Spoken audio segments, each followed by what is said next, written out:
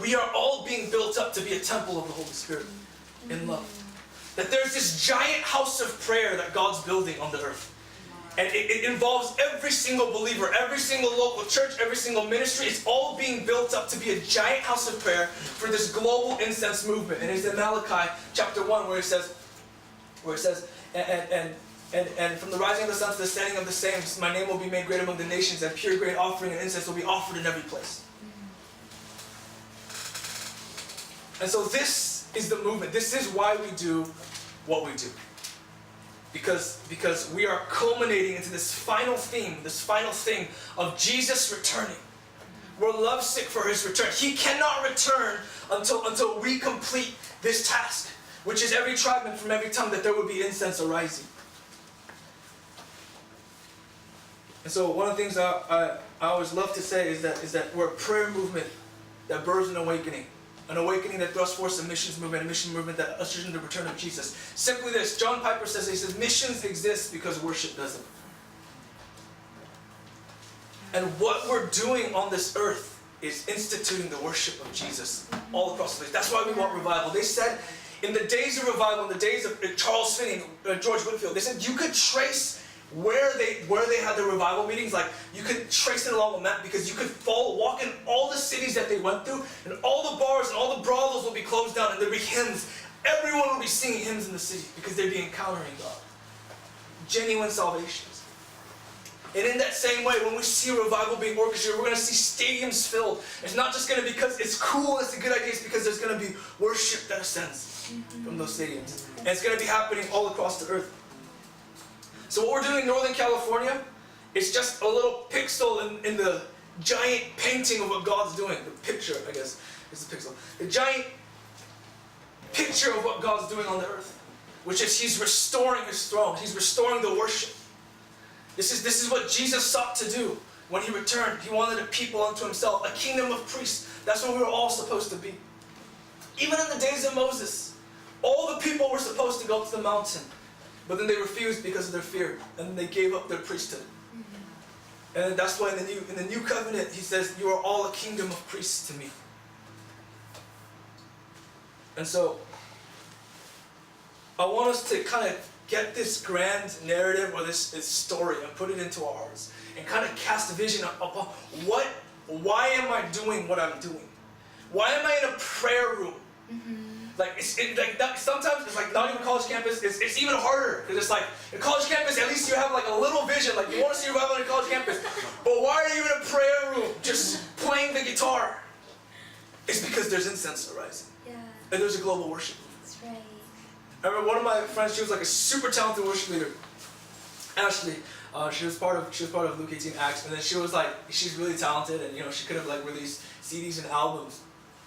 Brian Kim told her like, you could probably do all that in America and release all your EPs and stuff, or you can go to an unreached nation, like the hardest and darkest place, and for the first time, incense will arise from that place. From the first time, from the dawn of all history and all eternity, there will be incense arising from that place.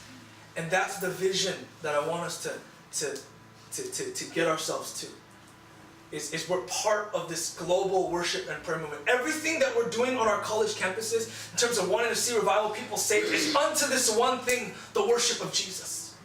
That's what was lost in the fall, in terms of the rebellion and everything. That is what they do day and night in heaven. That's all they do in heaven. They just look at Him. Like, just read Revelation 4 and 5, and you get a glimpse of who Jesus is, and you get a glimpse of all the angels. They're so glorious. Like when they appear to like men in the Bible, people like get so scared they die. They think they see God. That's how glorious angels are. And these angels, they're fixed. Like you can't distract them. They have thousands of eyes, and they're all just looking at God. And on earth, as it is in heaven. And so this is kind of like on our college campuses, this is what we're laboring for, the worship of Jesus. And this is what's going to sustain us. I'm going to wrap real quick, and then I'm going to talk about kind of the strategy for Northern California. What's going to sustain us is not even the prophetic promises that we've received over our own lives. That's not going to sustain us. Like I remember there's one theologian talking about John chapter 3, and he pointed out in John 3:16, for God so loved the world, etc., etc. Like we're so fixed on that one verse. But at the end of John chapter 3, it's right this, for God so loved his son Jesus that he gave all things into his hands. And so the complete story arc is, yes, God's, in the Trinity, there was such a love. A love that it says in the scriptures that before the foundations of the earth, he knew us and he chose us. And if you could imagine in the eternal heart of God, he's just dreaming about you for like millions, this eternity. And then he finally gets to make you in the womb. He's like, oh yes, I'm finally gonna make it. And then when you're born, he's like, yes, you're finally born. Like this is the person I've been dreaming of forever. I've been dreaming of her or him forever. I've been thinking about them. That my thoughts, they're more than can be numbered towards this person. And then when you get saved, it's like they're mine now. Like everything I did on the cross, it was worth it because now they're mine. They're mine forever. And this is the eternal heart of God. This is what it means for God so loved the world. He loves us with an eternal love. But then that's not the full story. There's another part of the story where the Father, he looks at his beloved Son, who's sitting at his right hand, who accomplished all things. Says, Son, I will give you all things into your hands. Everything. I will give you a people from every tribe and from every tongue. It is the Father's, it's a wedding. At the end of the age, there's going to be a wedding, and the Father, he's going to walk the church down the aisle, and he's going to present her to his Son, Jesus. And that's the day that we live for, right? And this is the vision that has to captivate us, because, and like, if you get, like, this, man, we see a lot of prophetic words. Like we have, Berkeley, and personally, just all sorts of stuff, but that doesn't sustain you. Yeah. You lose vision so quick, and then you just end up doing it because you're like, okay, if I don't do it, then I'm going to do something. God. But what sustains us, what keeps us from burnout, right? It's this vision of God's plan. It's that one day every tongue will confess, every knee will bow. It's that one day we're going to stand before the throne and we're going to look at him for the first time. It's in Corinthians, it says we see in part. Like we see so in part. Like I try so I was just sitting there in the mornings, or just in the night, you just sit and you open up the Word and you're like, God, just either give me the third heaven encounter or you just take me up, and then like I get a vision of the Lord high and lofty, which would be awesome. But it's like you read the Word and it's like with the eyes of faith, with the spirit of wisdom and revelation, you're like, God, I want to see you, but you see in part. But for the first time, we're going to see him with our own eyes. And it's going to be like, it's worth it. It was worth it. Obviously there's going to be a lot of regret. I feel like I'll have a lot of regret. Like I could have given more, right? But that's, in terms of the grand storyline of all these things. Remember, it was God who eternally desired to have a people. He desired to dwell in them and among them. That they would be his and that he would be their God. And then all throughout history, all throughout the Old Testament, this is the story of God coming. He's like, I want to dwell with you. Even in a tent. I'll come in a freaking tent. I'm the God of all the universe. And I'll come in a tent. I'm the God of all the universe. The earth is my footstool, but I'll come in your temple, Solomon, because I love to dwell with my people. I was reading Isaiah 40 this morning. It says, the heavens are curtained before the Lord. And that means like all the millions of galaxies, hundreds of millions of galaxies, like that's like it, right? Or like he can take all the water in the world and it's in the palm of his hands. Like God's big, but he's like, I want to dwell with you. Like Eden, hey, trust me, like where the Trinity dwells, the bosom of the Father, it's better than Eden. But Jesus is like, dude, but I want to be in Eden because I love my people. All throughout history. And then the most humbling thing, he takes the form of flesh. This is great. This is the love of God, right? He comes in a womb. The womb that he created. He made Mary. He made that womb. And then he goes inside of it as a fetus, right? And then he comes out of it. And he like makes chairs for 30 years. He's like, I can make trees, right? I can make galaxies. And he's making chairs and tables. I don't know if they had chairs in like the old, like that era, right? But this is the humility of God. And then he goes on a cross and he dies. Why? Because he had this desire. Right before he goes, John 17, he prays, Father, I desire that they would be with me and see my glory. That is his desire. And then at the end of the age, that's what he's going to get. He's going to get it. At the end of the age, it says the New Jerusalem descended from heaven, prepared and adorned as a bride. And so I want this to be kind of our focus and our vision, because we are going to get super practical. We are going to get super strategic. You know, we are going to get into the nitty-gritty, and it's going to seem exciting for about 2 weeks. And then the zeal dies, and then the newness of it dies, and it's like, why am I doing this? Like, why am I in Berkeley? I remember, I kid you not, so many times, I always tell people, like, I'm like, dude, Berkeley's so fun, dude, you gotta come to Berkeley. I'm trying to, like, woo them in and plow with us, right? But, like, it's like, why am I here? Like, no, okay, first of all, in the natural, no one likes me. In the supernatural, they really hate me, you know? And like, it's like, why am I doing this, right? And then the Lord reminds me. The Lord just reminds me, you know, He's like, I'm not worshipped here. I deserve Berkeley. I desire it. I want it to be my resting place. And I just, when I walk down the streets of Berkeley, I get this sense like God, He's like hovering over Berkeley. He's looking for a place to rest in Berkeley. And He's not finding it. And I'm like, He has controversy with Berkeley. He finds resistance in Berkeley. And I want Berkeley to be a city that's fully yielded to Him in worship and adoration. And that'll only come through revival. And I'm reminded, I'm like, okay, we're going to stay in Berkeley. We're going to do it, guys. You know, Jesus, He's worthy. The Father, He's going to give all things into the hands of His Son. Like everything. He's going to give a bride. He's going to give the whole earth over. Everything. He's going to give it over to His Son. And so this is the movement that we're part of. It's a victorious movement. Even though it's hard, you know, but it's a victorious movement. And so we're the last days. And so kind of narrowing it down. So that's kind of the global on earth kind of vision. In terms of college campuses, why are college campuses so important? College campuses are these epicenters. The nations come to the college campuses. That is the most amazing thing in the world. Like, you can walk 15 feet into your campus and you'll find people from all over the world. That's so true. It's like a little missions base, but they're not saved yet, right? College campuses, in terms of ideology, like all of your future leaders will come out of the college campus. That's scary, because Berkeley is a terrible place right now. It's the most secular, humanistic, atheistic place like ever, right? And all like the future politicians are coming out of Berkeley, and it worries me, right? College campuses are the most strategic places, and that's the enemy knows that. You know, and enemy knows, because he's not stupid, you know, he's like a problem line, he's strategic, right? He knows if you can get the youth, you can change the world, because the youth will become all the leaders, right? Hitler knew that, you know, and Jesus knew that, you know, all the disciples, they're like teenagers. John was like 12, 13, that's the most gangster thing ever. But college campuses, very strategic. Gangster, it's a good thing when I'm talking about this stuff. If you see it in the news, it's a bad thing. But college campuses, very strategic places, and that's why a lot of our ministry, in terms of gangster, like in terms of houses of prayer and all that kind of stuff, in terms of mobilizing, it's so centered on college campuses because it's so strategic. We're seeing, and what we're seeing in California and throughout the nation is a prayer movement on college campuses. So 3 years ago, Purple Pig really birthed a network of houses of prayer on California college campuses. And now, Seattle, we're going up there, Audrey and I and a couple people from SoCal, we're going up there, like they're visiting 6 campuses to start prayer furnaces, to start crews who are dedicated to seeing revival and outbreak on their campus, right? Like Seattle, who would have known, right? And like meeting people from like Carolina, from like Michigan and stuff. Like Michigan, I was like, dude, Michigan is desolate, right? But they're there and they're doing it, right?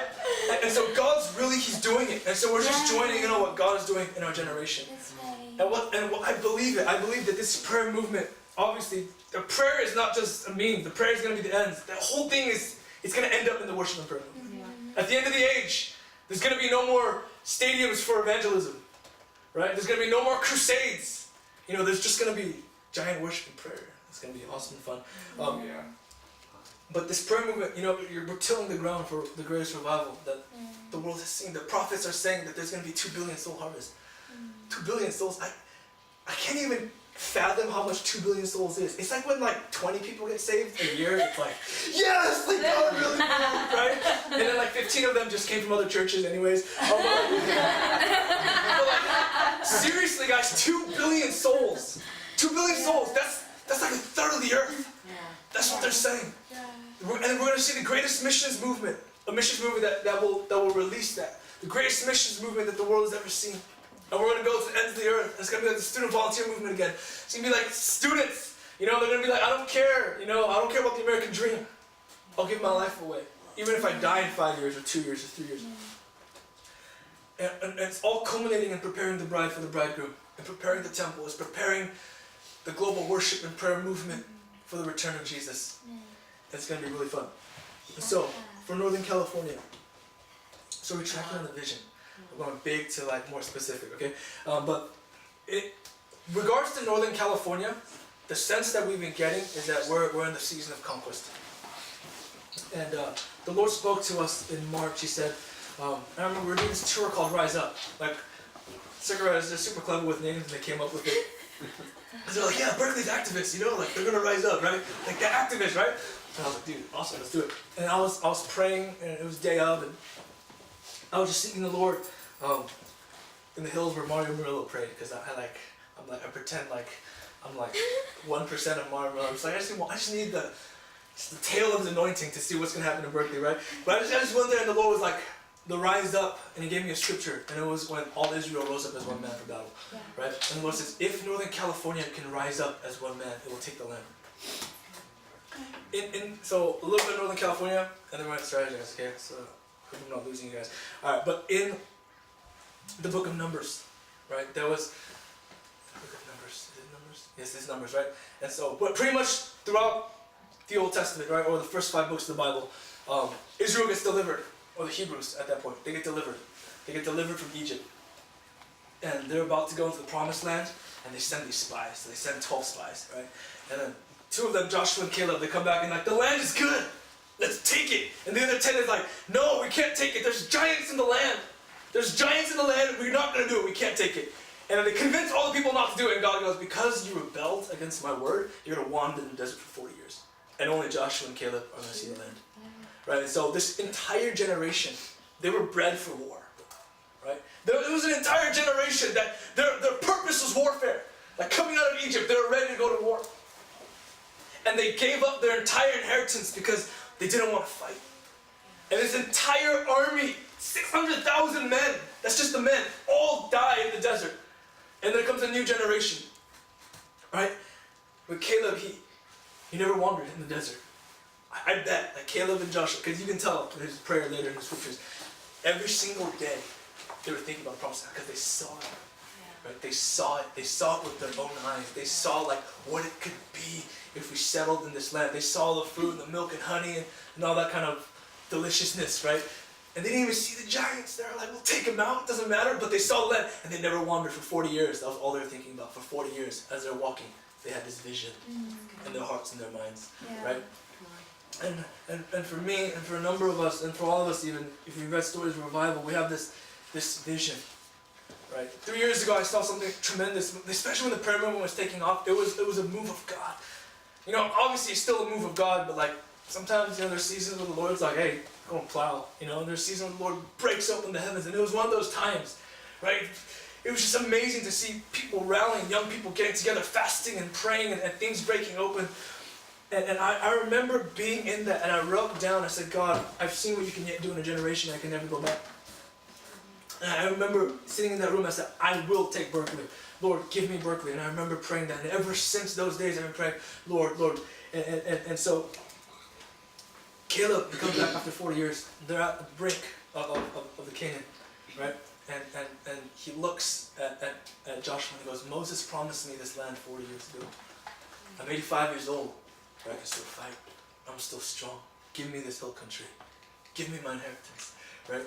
And pretty much this was like the hill country is where all like the most beast enemies were. Like they had iron chariots and everything. Like there's another tribe, I think it was Manasseh. No, maybe it was Manasseh. But one of them, they saw the hill country, like their own land had a hill country part of it. They saw it and they're like, give us something else. Like we don't want to fight them, right? But Caleb, he just goes up and he goes, I don't care who's in the land. The Lord's gonna be with me. I want my inheritance. And he says, give me this hill country, give me this hill country. And he goes and he takes it over. And since then I've been praying, like, Lord, would you give us the hill country? Would you give us the hill country? I believe we're in that season of asking the Lord in our prayer times, God, give us the hill country. There's giants on the college campuses, principalities, right? I mean, they're like little junior size compared to the principality of the nations, right? But like, and it's just preparation. It's all training. You know, it's all fun stuff, right? But there's still principalities. in the land. Like Berkeley, man. Gosh. Nice. Fun driving to Berkeley. But anyways, on every college campus, you know, there's giants in the land. And there's a lot of doubters. Dude, trust me, like just being kind of pretty much, I don't really consider like leaders, that's like all this stuff with leaders. So like pretty much we're people who there's no position, we've just covenanted with God. Like we've just vowed to God. That's the only way I can really describe like what we're doing. We've just said, God, we're gonna take it. No matter what the cost is, we're gonna take it because you deserve it. Right? Because it's your inheritance. And I've been praying, God, give us this hill country. And I really feel like God's going to give us this hill country. I believe we're in a season of conquest where we're going to go out onto all these college campuses. We've seen them. We've spied them out. We've done our research. You know, we've seen, you guys know on your college campuses, you know what the destiny of your college campus is. You know what the destiny of your college campus is. For Berkeley, I know what it is. Berkeley's going to be a light to the world. It's going to be a light to the world. It's going to be a light to the nations. Amen. You know, and so each college campus, you guys know what the destiny of your college campus is. You guys know the prophetic word spoken over it. And so there's going to be so much doubters and haters, all this kind of stuff, but you're going to say, I've seen it. I've seen it. I'm going to take the land. And I remember I was talking with Luke. I was like, Luke, man, I've been praying, you know, for Berkeley and stuff like that. Like, I've been praying, Lord, give me the hill country. For the past 3 years, like, every day, can't stop. It's like, I've been praying for the last 20.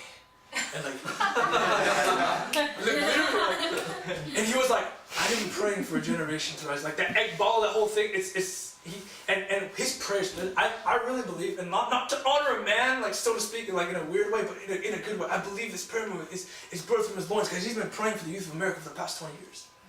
He said, give me the youth of America. And we're walking with that. And like I'm saying, like I said, like we're on the shoulders of giants. I believe we're in those days, and I remember this revelation was so dear to us in like the first 4 days we were fasting and praying. And I remember at the end of our fast, the Lord gave one of us a word, and the word was, the land is good. The land is good. Like we've spied out the land.